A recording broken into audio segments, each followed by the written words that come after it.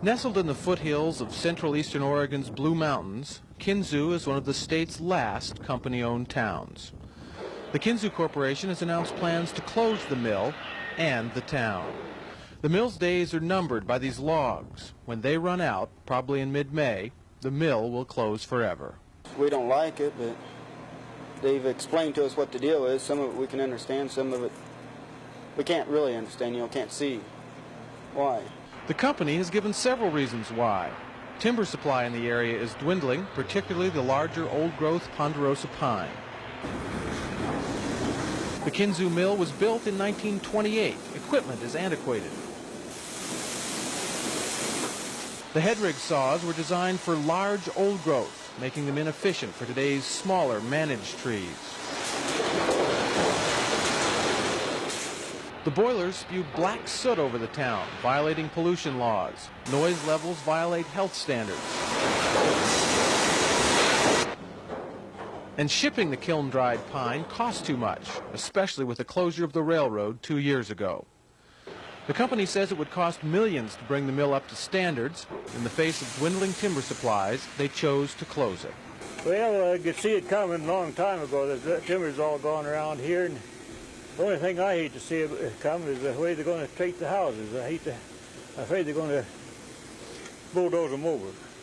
The company will eventually do just that. They own the town, lock, stock, and barrel, and it will close with the mill. Notices have been posted informing residents they may stay in their homes up to 1 year.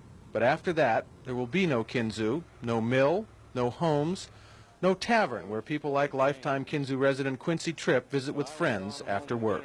I guess they're finally soaking in that it is really going to shut down. Why, pretty blue about it, most of them, I think. And some of them I talked to said, well, being it's going to shut down, I hope it hurry up and get it over with so they get out of here, Some have already left, but all will be gone soon.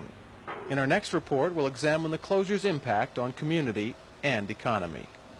It'll be a sad day when it does shut down. It really hurt us all. From Kinzua, Oregon, this is Bill Bradbury reporting.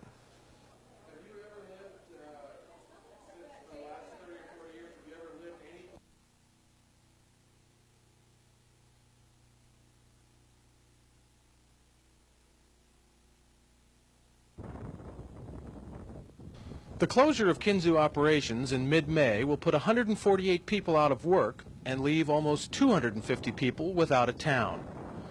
Workers have been promised priority hiring at the company's mills in Heppner, about 60 miles northeast. A new $4.5 million sawmill is under construction there. Company officials say it should create 10 to 15 new jobs. But many Kinzua workers will have to wait for an opening or look elsewhere for work.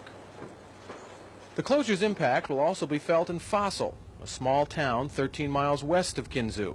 About 30 Fossil residents are dependent on the mill for their livelihood, and all of Kinzua's children attend Fossil schools. Wheeler County Commissioner Dave Sitton runs a service station in Fossil and says business and property taxes will be affected by the closure of the county's only industry.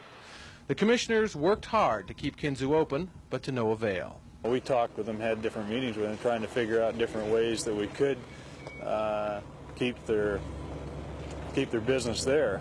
But economically and for them, it just didn't seem feasible for them to stay there. So Kinzua will join nearby ghost town neighbors as the mill closes and the town slowly fades away. But the tight-knit community spirit will live on in residents like Iris Morley, who's called Kinzua home for 28 years. It'll probably be home. This will be, even if they tear everything down, and there'll be nothing here but just, just the ground. If we ever come back to visit, it'll still seem like home. It's home. I've raised here most of my life and never really been much other place. All my friends are here, and I know the country. You get to thinking about leaving and that and starting all over, you get kind of sad feelings about leaving. Oh, I'm anxious to leave. Yeah? Yeah, because there's nothing here anymore. I mean, there's the town here, but it was the people that made it, And things have just changed. I don't know. Everything's changed. A 50-year way of life will end with Kinzua, Life in one of the last company towns will be the subject of our next report. This is Bill Bradbury reporting from Kinzua, Oregon.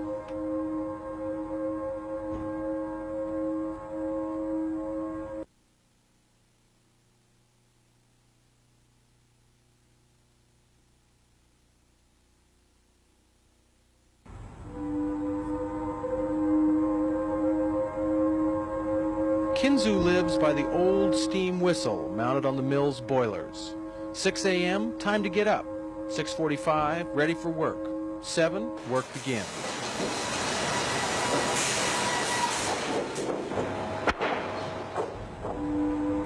Noon whistle, an hour for lunch. 1 o'clock, back to work.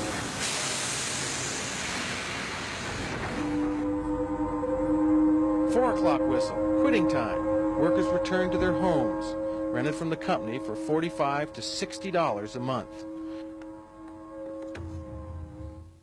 Retiree Archie Cox says the company was a good landlord. If you had a leak in the roof, they had them right up there. If you had to have plumbing done, they had them right there. And it was a great deal to me. You can't do that in other towns. Workers had credit at the service station, tavern, and the company-owned store. Ring it up on the cash register, and then instead of them giving you money, you just write it on this and send it to the office, and they take it out of their check. As the mill nears closing, credit has been canceled. Workers pay as they go for the first time.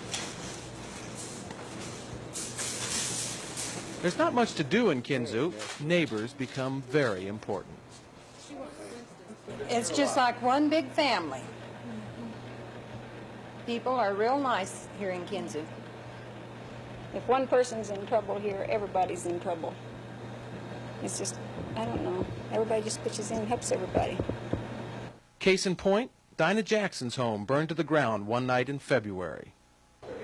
And by the next day, the house was full of furniture and clothes and bedding, and I don't know, they just moved us up the street into another house and, and just set us up, you know. The Jacksons will move to Heppner soon, a new town, new friends, but probably not the Kinzua spirit. I don't know, I'm ready to go on, you know, find out what's new. Tell the truth, Diane. Oh no, I've changed a lot. I'm kind of looking forward to it, the challenge, the difference. Something different. Different.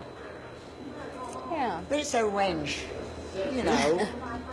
I mean, it is for me. I won't ever forget it, you know, I mean, there's no way you could replace all those memories or anything. In other words, you're bragging on Kinzua. Yeah. It's a lovely place, and it always has been. And probably always will be, at least in the minds of those who lived there.